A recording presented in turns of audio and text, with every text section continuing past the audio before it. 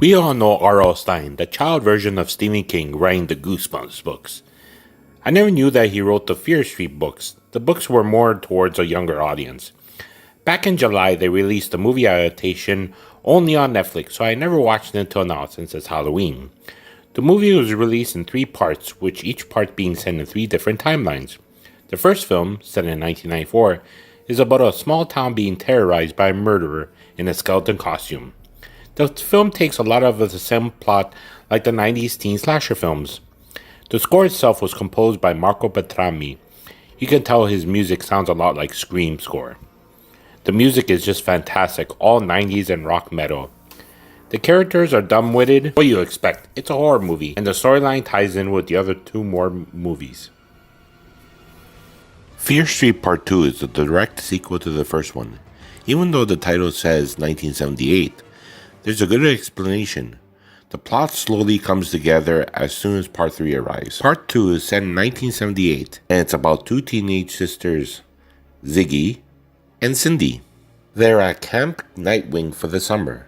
With their personal problems at hand, they have to deal with a mass murder killing the campers and camp counselors. This is an homage to Friday the 13th films, Jason going around, killing the campers.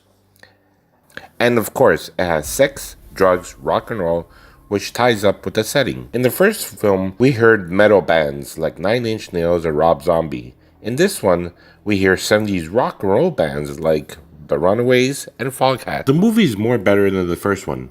It has gore, and more gore.